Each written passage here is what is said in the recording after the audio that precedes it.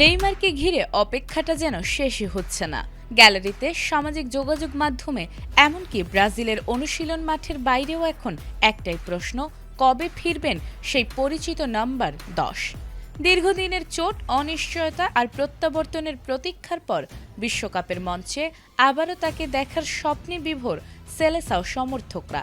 আর সেই অপেক্ষা এবার হয়তো সত্যি হতে চলেছে। স্কটল্যান্ডের বিপক্ষে ম্যাচের আগে নেইমারকে নিয়ে নতুন করে আশার আলো দেখছে ব্রাজিল। ইনজুরির কারণে বিশ্বকাপের প্রথম 2 ম্যাচে মাঠে নামতে না পারলেও এবার তার ফেরার সম্ভাবনা অনেকটাই বেড়েছে।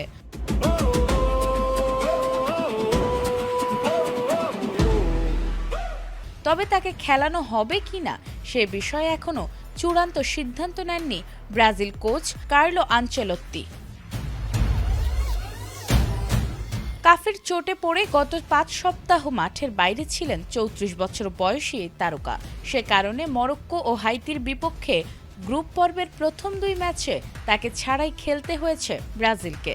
তবে গত সপ্তাহে তিনি পূর্ণমাত্রার অনুশীলনে ফেরেন। সোমবার দলের কৌশলগত অনুশীলনেও অংশ নিয়েছেন নেইমার, যা তার প্রত্যাবর্তনের সম্ভাবনাকে আরও জোরালো করেছে। জাতীয় দলে নেইমারের ফেরার গল্পটাও কম নাটকীয় নয়। 2023 সালে উরুগুয়ের বিপক্ষে বিশ্বকাপ বাছাই পর্বে গুরুতর হাঁটুর চোট পাওয়ার পর দীর্ঘ সময় মাঠের বাইরে ছিলেন তিনি।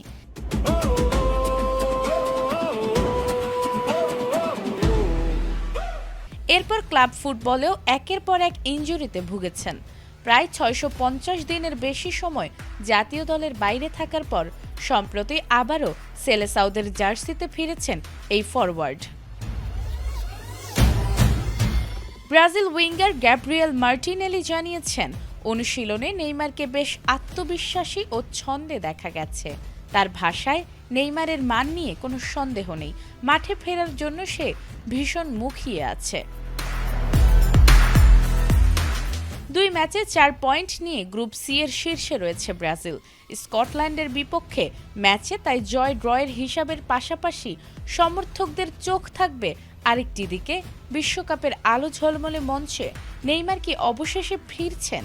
উত্তর মিলবে খুব শিগগিরই। নাজমুন নাহার জান্নাত, এটিএন বাংলা।